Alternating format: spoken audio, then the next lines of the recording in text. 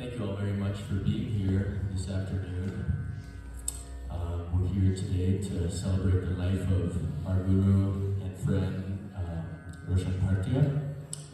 This is going to be structured more like a concert than a memorial or a funeral, but obviously all of us that knew Roshanji are certainly grieving his loss, and really appreciate you being here today. So everybody will get a chance to share a little bit.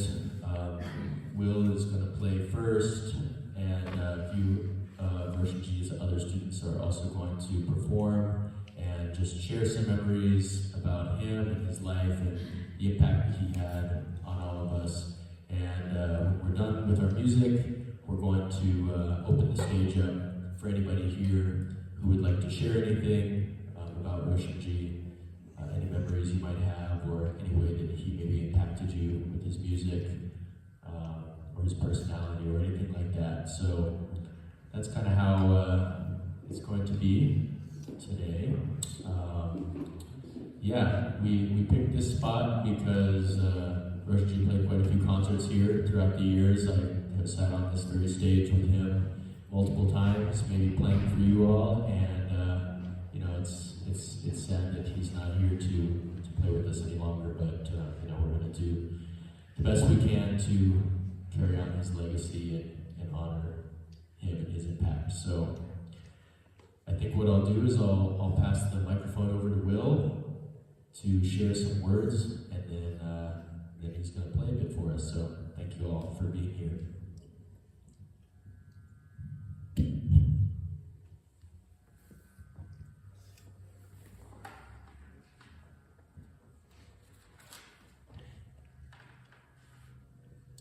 Thanks so much, everyone, for joining us today to celebrate the life of Roshan Bhartiya. And I just kind of did some reflecting on my time with him and wanted to share some thoughts and memories and reflections. And the first thing I felt when thinking about Roshanji is he had this kind of power behind everything that he did, his playing, the way he expressed his warmth, his love, his displeasure for playing something not great. But it's like, I'm trying to find a word for this. It's not power, it's not gravitas, it's not weight. It's simply, I think it's just Roshanji. It's just who he was. He had this force to him, this energy that was just so profound. And it came through, like I said, in his music, in the way that he expressed himself and showed his love and care for all of us. So, and then I wanted to just mention how I was introduced to Roshanji. It was through our friend here, David Goodheim. It was my first year at CalArts, and I was pretty drawn to Indian music, never having studied it before. And eventually I ended up sitting with sitar and really deciding that this is something I wanted to do. And it was David who recommended that I get in touch with Roshanji for some more sitar-specific kind of guidance. I began under Ashish Kansal, who's a Sitar Maestro. So David, kind of recommended I get in touch with Roshanji as I was wanting to just get more and more into sitar and the art of sitar playing. So David gave me his number, and I called Roshanji, and he was just asking me what ragas I liked, and wow, yeah, dear, yes, and he was so excited, and it was so cool to just have that first conversation with this musician I never met. But I actually had a recording of him that I got when I was like 16, 17, in just a music collection, and I remember listening to it was the Jog and Rupak that somehow got out on the internet, and I would listen to that and just like really was tranced out to it and was pretty amazed by that recording, and I had no idea I'd ever meet this great musician, let alone get to study with him. So that's how I got in touch with Roshanji, and after that conversation I ended up staying with him for it's probably a week, having never met him. I think I was like 19, and I just showed up and stayed with him in Brookfield in his little basement apartment. And I stayed there, I slept on the floor, and we had a class every day. He cooked for me. He's a great cook too. And in the evenings we'd listen to recordings of, my favorite recordings of Laya Kansab and Alaya Kansab, and it was just a very special time. And I was young, and it was also really inspiring to have in my formative years of getting into my 20s and kind of growing as a person, someone like Roshanji, who just had such a dedication to what he did as an artist and his craft. And it guided my decision to pursue music fully and to make that the priority of just what I want to do with this life. And seeing somebody who just simply did that, like every day he'd come for your lesson and he'd be there with his sitar, like having been playing, thinking about some rag, and he'd tell you, I'm thinking about Chayanat, how is this going? And, for somebody to just have that kind of devotion daily for his entire life was, just very inspiring and really guided me.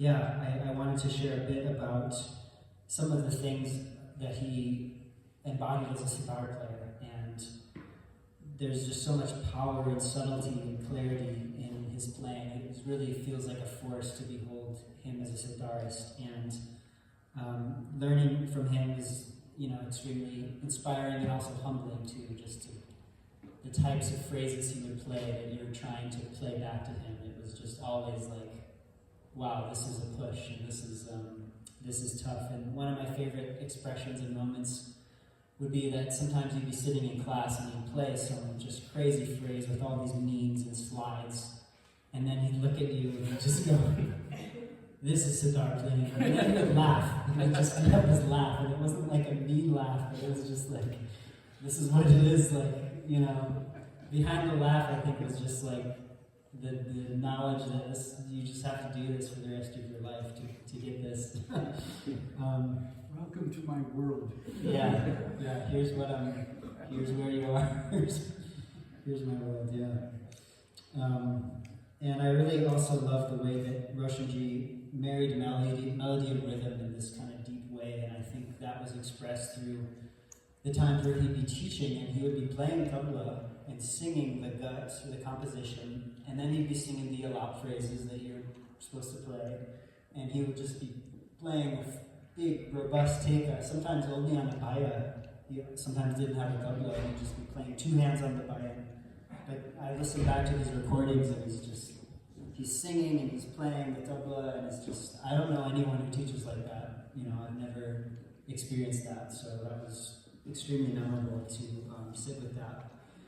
And I love the way that he would take the mukra, the lead into a gut, and he would twist it in all these ways and make it so rhythmic, but everything he played also was very vocal and melodic. He never played something that was staccato or dry, that just wasn't in his hand.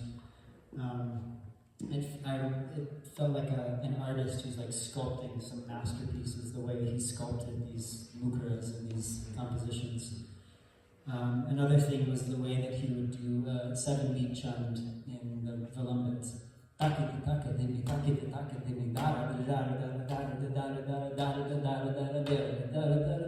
And he would just, everything he learned, he would go into that. And I still practice these 7-beat chants and think of him because, I don't hear a lot of that, and that was him.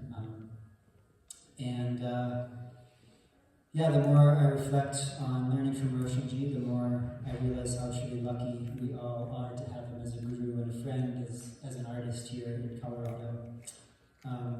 And this entire community is all through Roshanji. I wouldn't have met anyone here who I'm just deeply, I can't express what that means to have these friendships in my life. So, and Roshanji's music is going to live on through, his life will live on through his music. So I know he's very much with us today. And with that said, I'm going to play some Bhimpalasi that he taught me, composition in Rupak Tal, and also a Drut Tintal Bhimpalasi composition. So, yeah, thank you so much, Roshanji.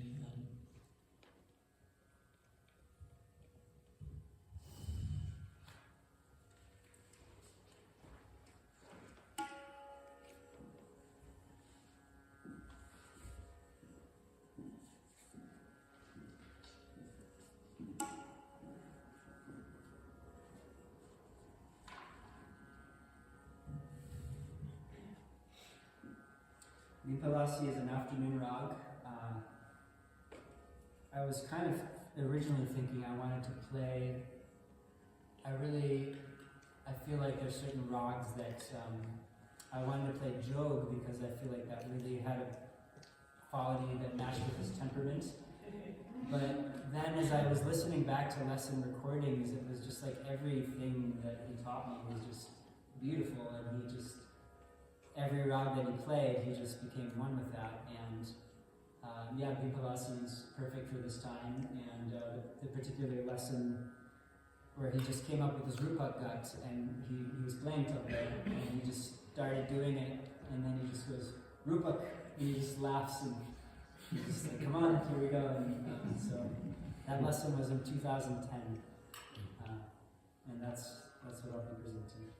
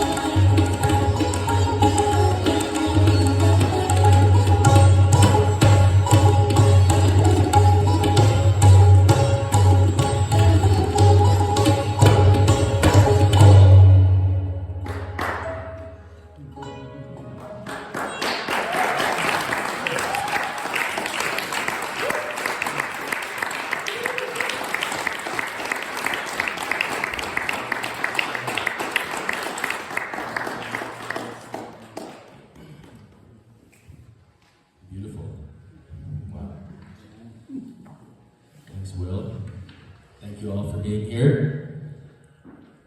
I'm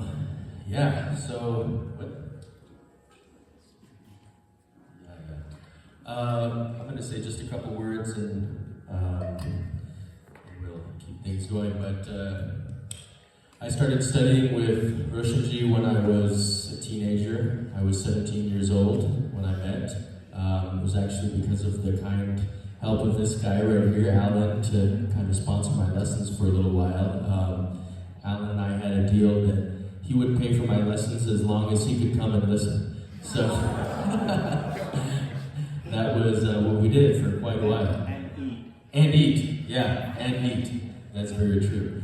So, that really had a very strong impact on me when I was so young, especially growing up in a Western context, and then going and studying under somebody like Roshanji, who is very particular, and he's very detail-oriented, and he's very sincere and real with his criticism and feedback, and he pushed me unlike anybody had really ever pushed me before, actually.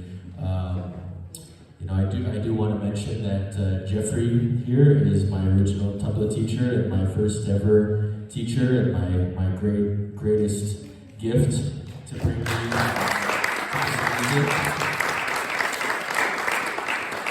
I met Jeffrey when I was 15, and I started studying with him, I think the week that I got my driver's license, because he lived in Longmont and I lived in Boulder, so I had to get a way to get there. So Jeffrey introduced me to tabla, taught me everything that I know about tabla playing, tabla repertoire, tabla material, and I'll always be grateful to you for that. And then Roshanji just kicked my ass. He taught me tabla accompaniment and taught me the intricacies of accompanying an instrumentalist like a sitarist or otherwise. And a lot of impressions were made on me throughout the years. Like Will mentioned, just his incredible dedication to his craft and his music and his musicianship and his full embodiment as a musician. I mean, he was nothing.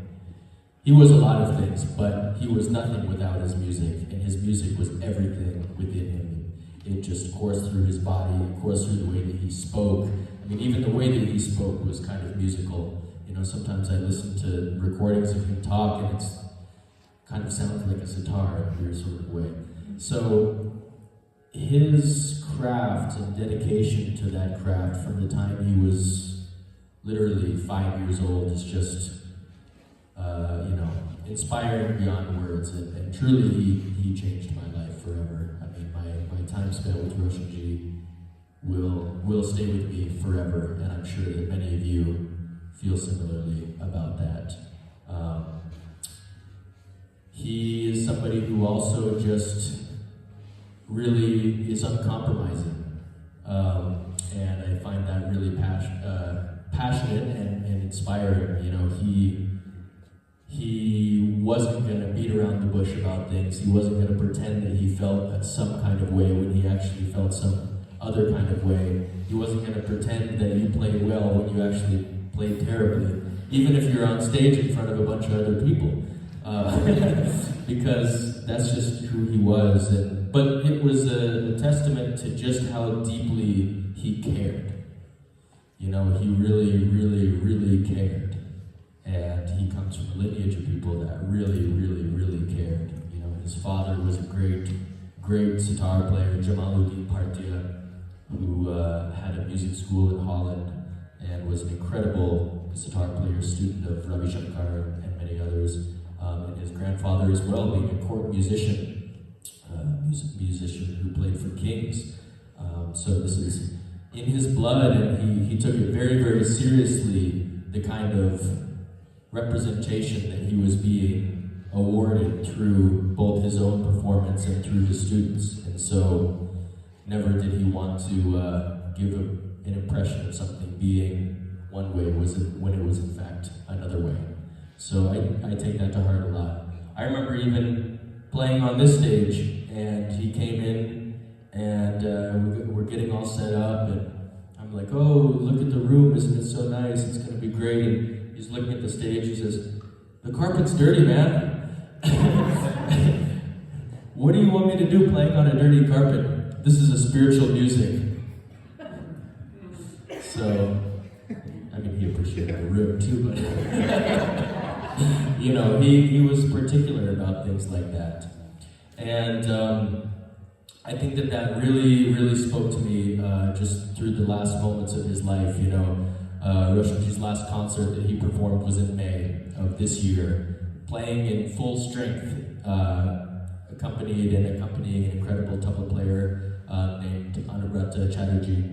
And we put on a concert in Salina, in the mountains, Salina Schoolhouse, and he played with so much vigor in that concert, even literally the last few months of his life. I think it kind of caught us all by surprise when his health started to decline.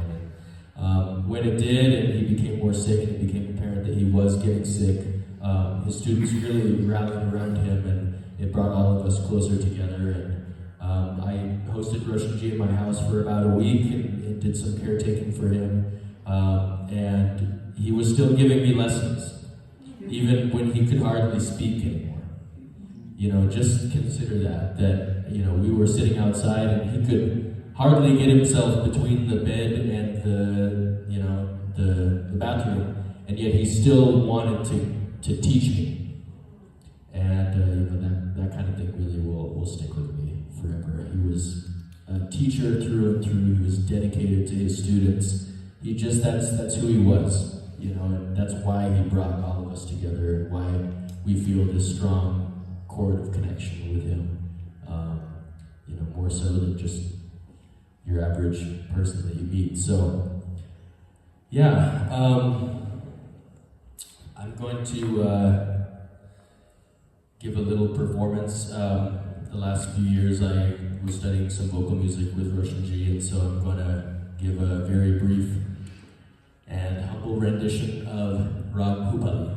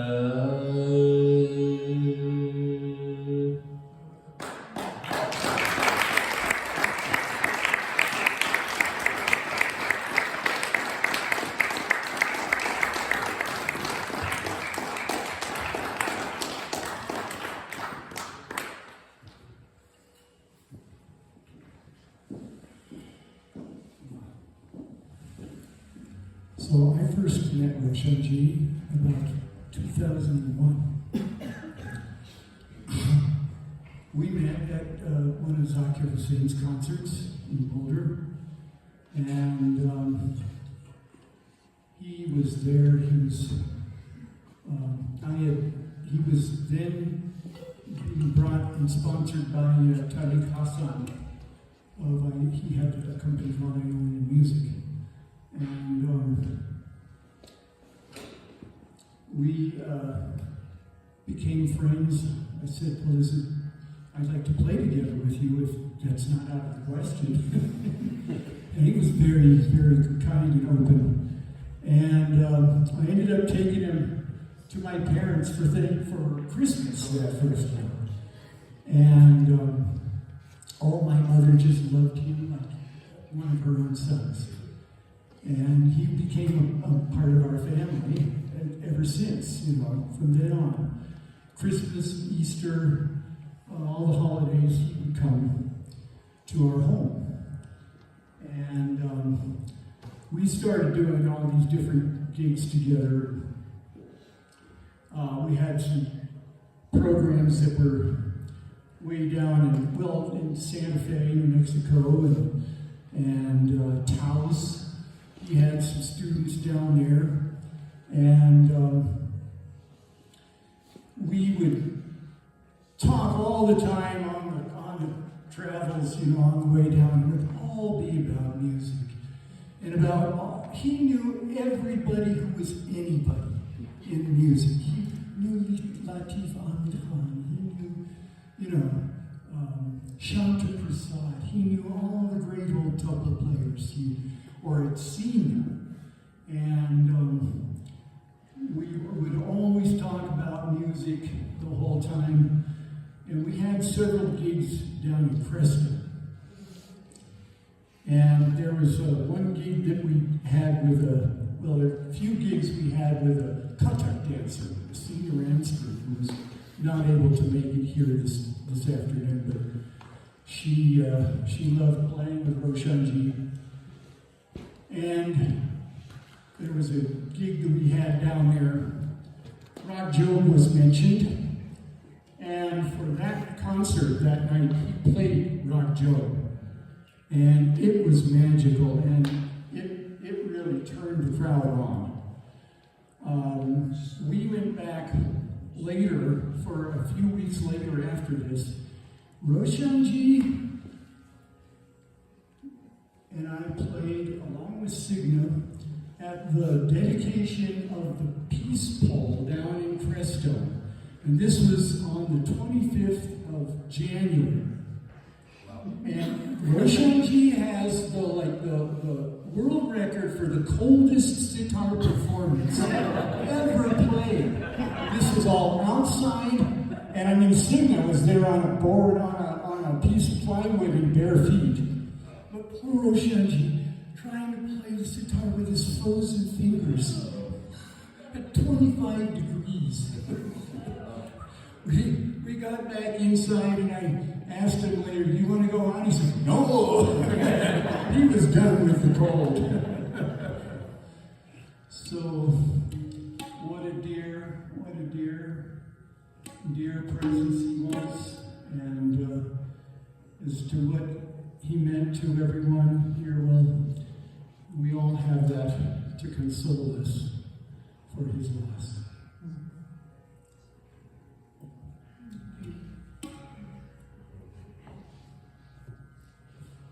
Okay, I think we're going to invite Shivani to play a little bit of sitar. You ready?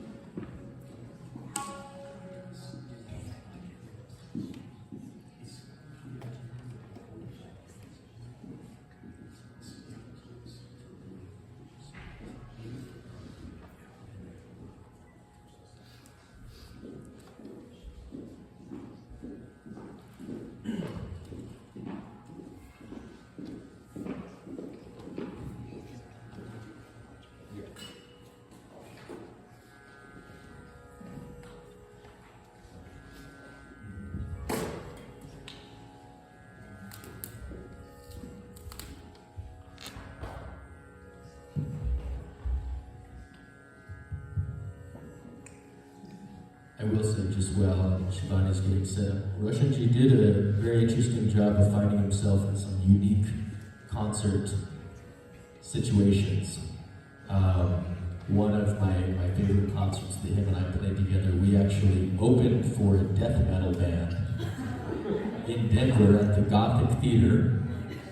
The band was named Blood Incantation, and they had been influenced by Indian music, and they reached out to Roshanji and essentially invited him to come and give a classical performance as their opening act. So they had set up all chairs, it was a seated concert, and he performed, and I think he played Rag Charukeshi for all these metalheads, and they were silent the whole time, and every once in a while they would yell out, something, "Oh my God," but it was just really interesting. That was also a very cold concert.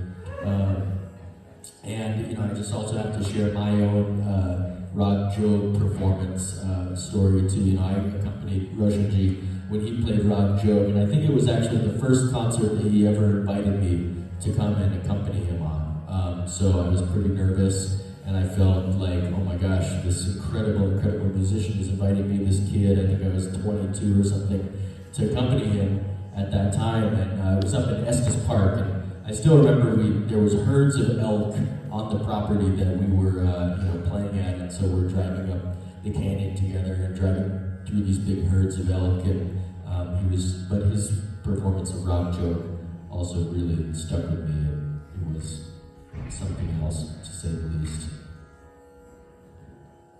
Shivani, do you want to say anything? Hi everyone, my name is Shivani, and I had the honor and privilege of being Roshanji's final student, so I was able to study with him for a little over a year, and one of the most significant takeaways was his importance of the heart. And that's not typically something you hear from men, which was really surprising to me. And also just being in more of a tech field, you're taught to be so cutthroat, precise, which he was. But it was so interesting because even when he would want me to practice, I'm like, should I get a double simulator? He'd be like, no, have to be perfect from inside. And I'm like, whoa. And he's like, you become perfect when you lead with the heart. And he would also always say that when you are playing the sitar, you're always talking to God. And I just thought this was a man who just really loved music, so I was like, okay, yeah, totally. And I would just go and play with him. And wouldn't you know it, in the last year, I totally changed my industry, and I actually left my software engineering role and decided to pursue my own independent research. But a lot of it was also inspired by his way of moving me by mentioning the heart and telling me that mine was really beautiful. And also, just to be out in Colorado and to be connected to someone from my culture who understands the music. I even remember, because I'm not connected to any part of that, and that's been gone for a long time, so it's left a void in my soul.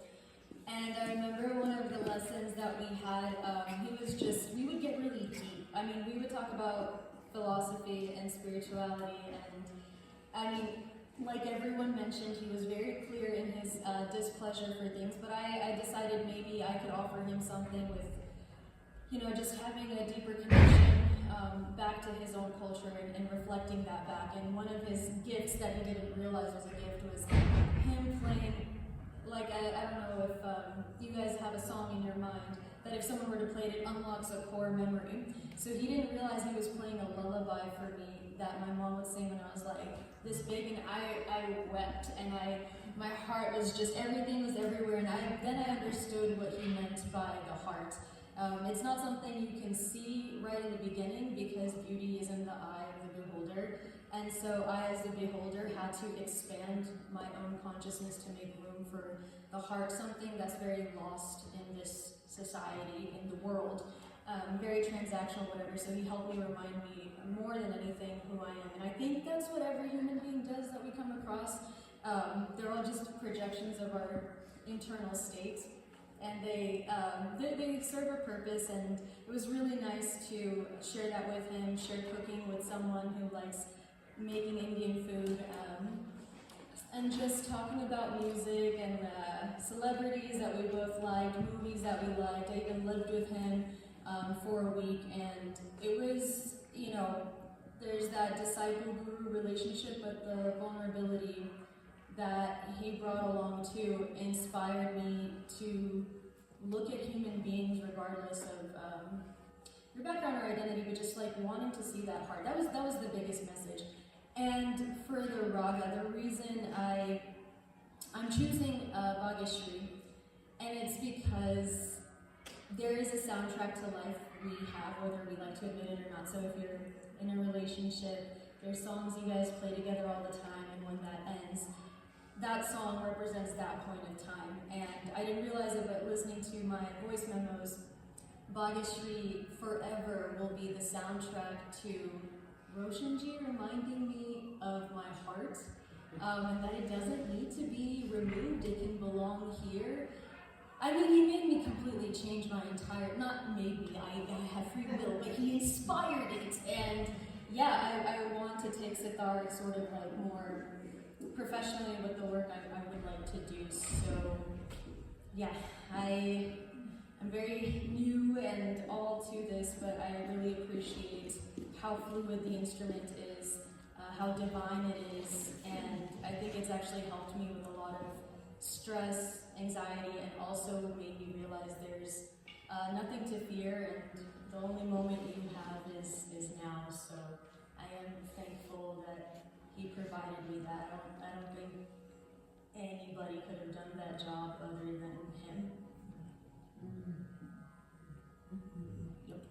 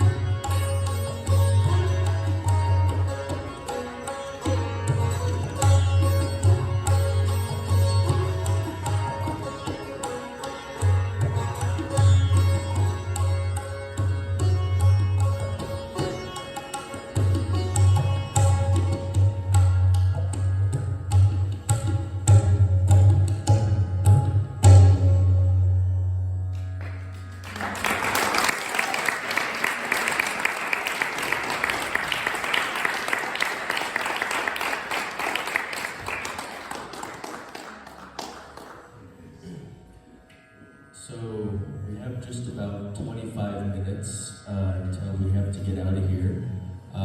Thank you all so much for being here, and I do just want to make sure that we have enough time to invite anybody else who would like to say any words about Roshanji. Please feel free, just if you wouldn't just come on up forward, and then you can take the microphone. David, do you want to start?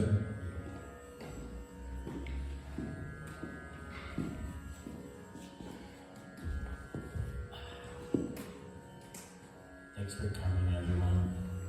I first met Roshanji when he was first here, like 98 or 99, in that little space by Penny Lane. I was in high school and had just gotten interested in Indian classical music, and I was walking to Penny Lane and heard sitar music. Someone was playing sitar, and so I poked around and found him in that little space. And I walked in, and he chided me for wearing my shoes in. And I just sat with him while he played, and I was fascinated. So I did that a few times, and one day that space was gone and empty. And it took a couple more years. I was a sophomore in college, and I was going to do graduate level biology, academic biology, and the first bit of research I did, and Tumult at CU taught me I didn't want to do that, so I bought a sitar.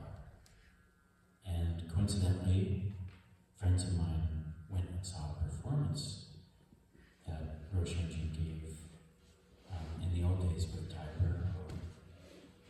And I was like, oh, I think that's the guy. So I figured out how to get in touch with him, and he became my teacher. And that was what I wanted to do. And in so many ways, Roshanji really set the course of my life to go in very interesting directions.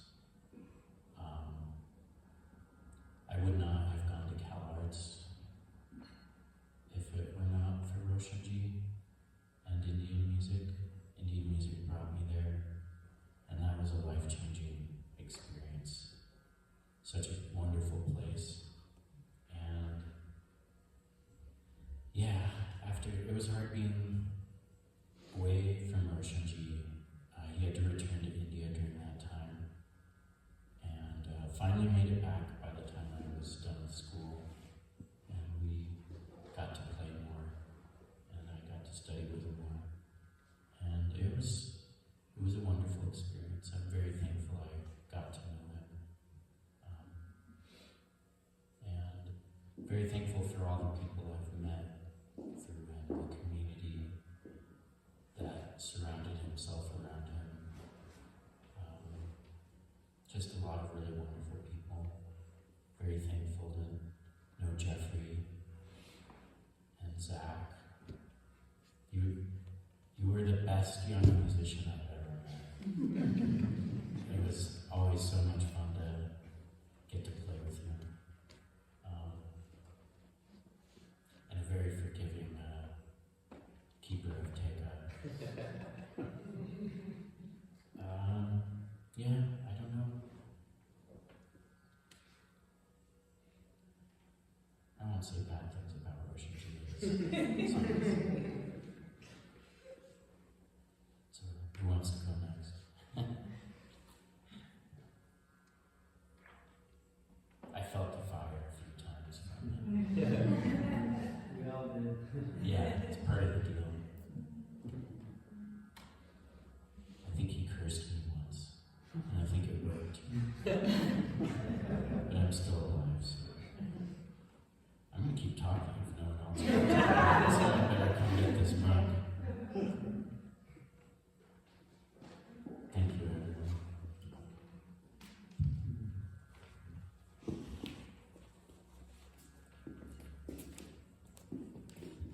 Zachary's going, oh my God. Hello? Zachary's going, oh my God, that's my way to say. I'm Rhonda. I'm Zach's mom. And I'll tell a little bit of a story from a parent standpoint. So Zachary started playing the drum kit when he was 9, and we decided to put a soundproof room into the basement of the new house about 2 years too late. He came to us when he was 14 or 15 and said, I want to play this Indian tabla. I had no idea what that was, but he knew he wanted to go visit Jeffrey. He had heard about Jeffrey from Billy? Anyway, from Christian. So there's a whole story behind it. I won't make it long and boring, but I was with him. I drove him to Jeffrey's house for the first time to meet him. And it's sort of all history from there. But Zachary started taking lessons from Roshan, playing with him with the guidance of Alan. It was just great. All of these people, you know, they say it takes a village to raise a family, to raise kids, and it's really true. And you just watch these young men develop in front of your eyes, and wow. I can remember sitting around the dinner table or whatever we were doing, Zachary would have me playing the lyra with him and telling me I wasn't keeping the right beat. I tried as hard as I could, but it wasn't quite as good. But he would come home and he'd say, you know, I was playing today and Roshan, who I hadn't met yet, said, I want to beat you. And I'm like, who is this guy that you're playing with and what is going on? And then we got to, I think the first time we met him was at Alan's house or Roshan's house. Anyway, they had a house concert. It was wonderful, it was beautiful. And I've watched him grow into the young man that he is, the adult that he is, and a lot of years that you guys have been here. So thank you for being part of the village. And thank you, Roshan, for helping him be who he is.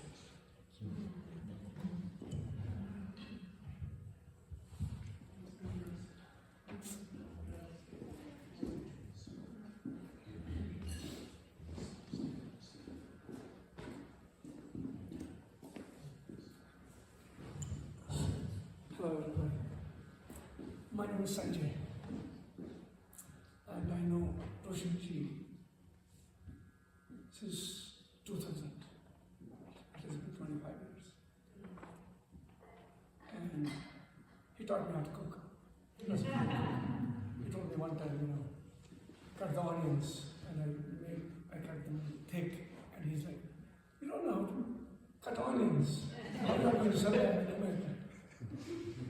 So I felt very bad, and I'm like, I don't know how to cut onions. So I kept watching him, how he's cooking. He was a great cook. And he loved to eat. And he loved to smoke. Smoke cigarettes. I always was, and whenever he goes, smokes a cigarette, I would say, give me a puff. And then, so he never keeps back in the packet. Always have to come behind me, and I have lost puff. Lost puff is the best one. So I took him to India when he was sick. And he was so happy and grateful to all his students. What a lovely students. All of you are really, you know, took care of him from hospital to, you know, when he was living after hospital in the Brian's house. Everybody was there, you know. I met all of his students. But he couldn't talk, but feel like, you know, how happy he was. And all the way to India, he did not give me any trouble. Really. Legend, you know, what a great musician. Like 7 generations, I think, you know.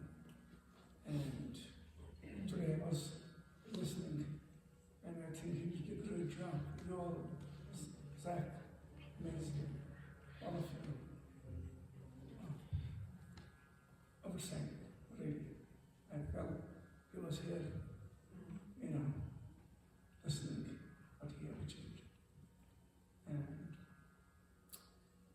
my wife and me, when we met, he used to make spicy zucchini, and he would put newspaper on the floor and say, is it okay? Your wife will sit down on the floor and eat. I said, I think she'll be all right.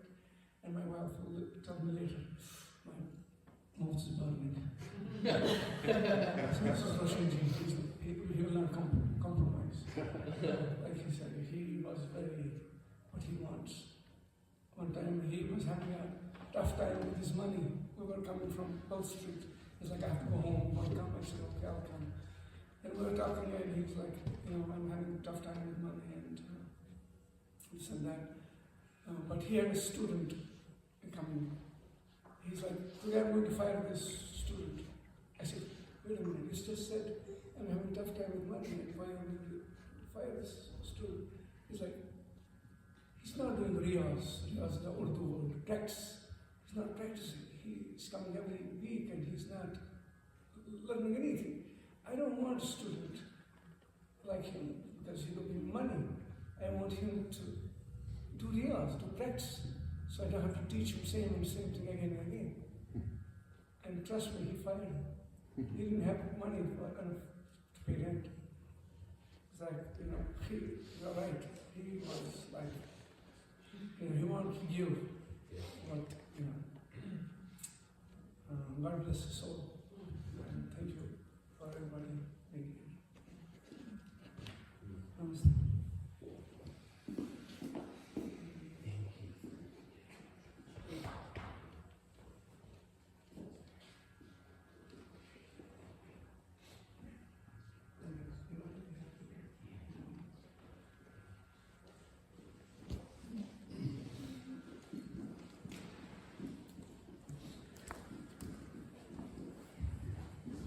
If anybody else decides that they're not shy anymore, you can come up to the end. But Matthew's going to play a little bit for us. And I just want to say again, thank you all very much for being here today. It really means a lot to me, to Jeffrey, to Will, and to all of the students, and I'm sure it will mean a lot to Roshanji. It also will mean a lot to his family. We are videotaping the memorial, and we're going to be sending it to his sons out in India. I do just want to say, Sanjay, can we just give a round of applause for Sanjay? Sanjay took Roshanji back to India to spend the last few weeks of his life there. That was a serious undertaking, and we were all very worried about how that was going to go. But he did an incredible job, and I'm just so grateful that he had you to join him on that journey. It just really, really warmed my heart that Roshanji got to die in India, in fact, because, he made a huge community here, but, he's from there, and he got to meet his grandchildren, see his sons after so long, and it's just, it's a huge thing that you could bring him back there.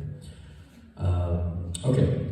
I'm going to turn it over to Matthew, and the last thing that I just want to say here is that, Roshanji really was a major pillar of music here in Colorado, but he's not the only one that's representing this music, and I just urge you all to be active in our local music community, go see live music, support local artists. We have some artists here. Sheila is an incredible singer, and, flute player, and there's really opportunity to stay engaged. So I will do my part, to promote shows and put on shows and hopefully collaborate with other musicians here in Colorado. Hopefully bring other musicians, but I just want to say that, just because Roshanji is gone doesn't mean that this music is going to leave. So we're going to keep that going.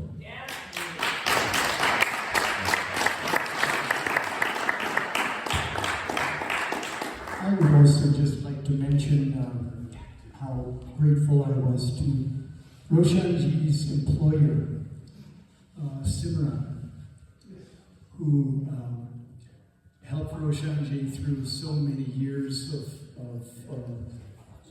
where there's almost no other employment for him in the area. And it was Simran that made the investment to take Roshanji so that he could get back to India and afford to get back. And he sent him back in business class with Sanjay. So You know, what a wonderful, beautiful man. I have not met him. I hope that I can someday and give him a great big handshake and a hug and just show him my appreciation for what he did as well. We were all working with Roshanji through his last transformation. I was a part of that. Again, it just shows how sometimes death really shows how wonderful and amazing life is.